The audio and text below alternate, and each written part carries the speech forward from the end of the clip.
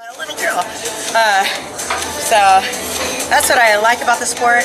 The other thing I like is that on my Insta page, you know, I have people who have followed me for years and then meet me in person and then find out I'm a little girl. Like, on your Instagram, you look ginormous, you look tall, I'm like the size.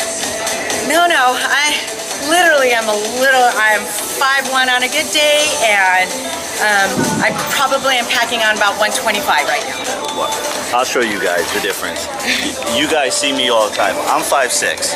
I'm a little girl. This is Anjy, in real. Yes, she makes me feel like I'm 6 feet. Oh, jeez.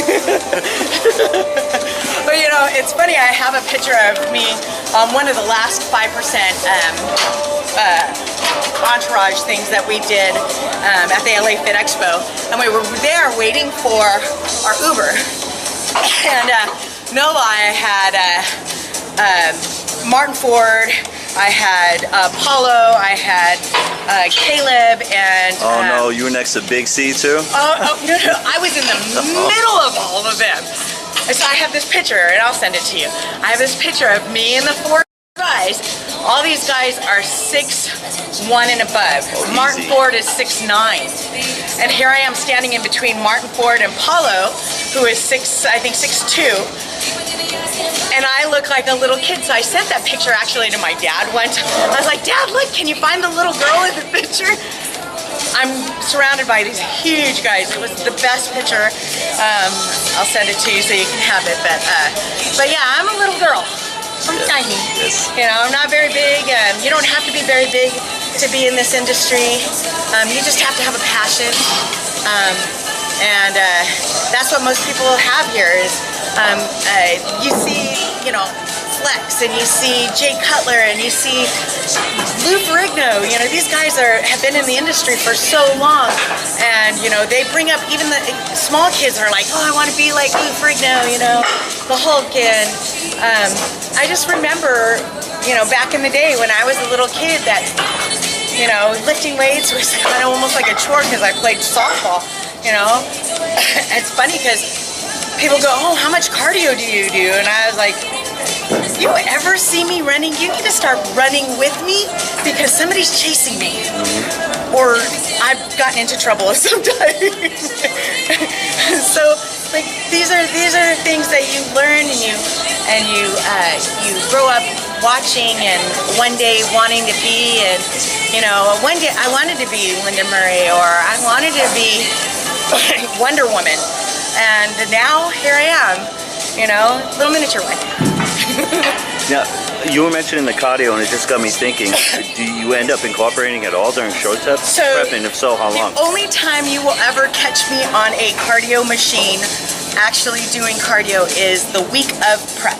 So peak week is the week that we actually do cardio, and I will do it 4 times that week, Sunday, Monday, Tuesday, Wednesday, and that's it. So you do cardio 4 times in your whole entire... Prep. Jesus. Everything is diet. What's amazing to me is from where you started at 225, and you don't even have to touch cardio. No, and it's all in what you eat. So that's the frequency of the meals. Yeah, the frequency of the meals, the caloric deficit. So right now, my caloric intake on a day that I don't work out is 850 calories. On a day that I do work out is 910. Wow. So, and that's just the 4-Dex 4 tabs that I get. So, which is 60 calories. There's my 60 calories from 850 to 910. What is your thought on, this is going to end up being an interview now, a workout interview. This is just going to go this way too. But what's your thoughts on like flexible dieting then? Like, do you feel counting macros is your way to go? Or explain to them the difference between frequent eating meals and say eating one big meal. Okay, so I'm pretty sure anybody who has been heavy has not been fit all their lives. I've not been fit all my lives. I was fit as a teenager. I was fit in my 20s, had a kid, went through life, the whole 9 yards. And I went through life with the thought of, it's convenient. McDonald's is convenient, Arby's is convenient, Taco Bell is convenient. This is what all the kids want, so while I'm here, I might as well get something to eat. now in life in general, I see those as treats for our kids. So when it comes to counting macros, I don't count macros.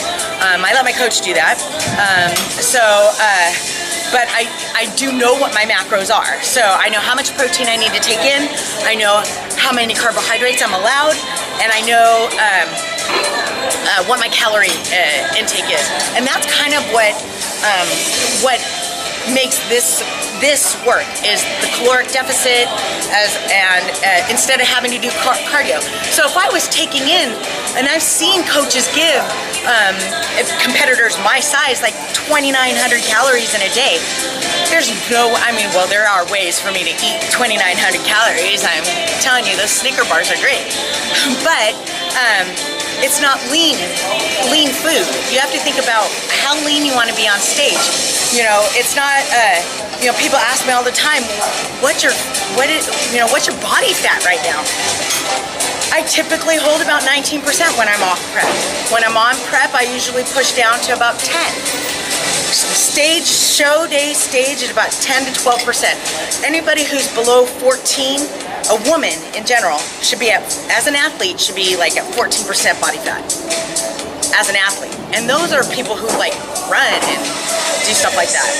If you watch what you eat, you watch your fats, you watch your that type of deal, you'll still get the protein that you need in order to build those muscles, but you won't have the fat content behind it. Now, there are good fats. People ask all the time, well, what about avocado? Oh, it's great, that's awesome, but it's also still a fat. So if you're going to do avocado in your life, if you're going to do those types of fats, keto, people ask me about keto all the time. What do you think about keto? I think it's Atkins reinvented.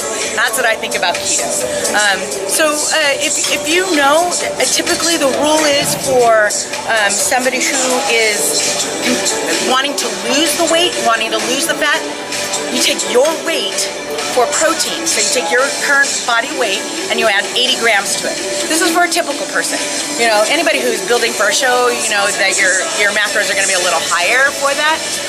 But for anybody who just wants to lose 20 pounds, 30 pounds, take your body weight and add 80 grams of protein to it. 80 grams above your body weight. So now typically I weigh 125 pounds right now.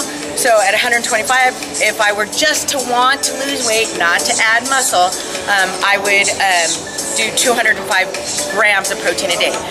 As a gastric bypass patient, people tell me, how do you do that? That is impossible. It is not impossible. Nothing is impossible. I am a pure believer that nothing is impossible. If I am a gastric bypass patient with a stomach that is literally this big, I can do it. Anybody who has a stomach this big can do it. You have to, it's a want. You have to have the desire. You have to want to do it. Nothing comes easy, nothing comes free. If you want it, you need to put in the work. Dieting is work. Lifting is work. When you were heavy, what was your light bulb moment that said, I'm done doing this, now's the time? Like, there had to have been that one spot that was just like, fuck it. So, at that point, at 225, I was on 3 different types of glucose control pills. So I was on diabetes pills. God, I forgot even what they were called. So I was on 3 different types, and then I was on 2 different high blood pressure meds that were kicking my butt, and I had no energy and literally nothing. The light bulb moment was when that doctor sat me down and said, Anj, you are 1 step away from insulin dependency. You go to insulin dependency, you're never going to be off insulin. Ever.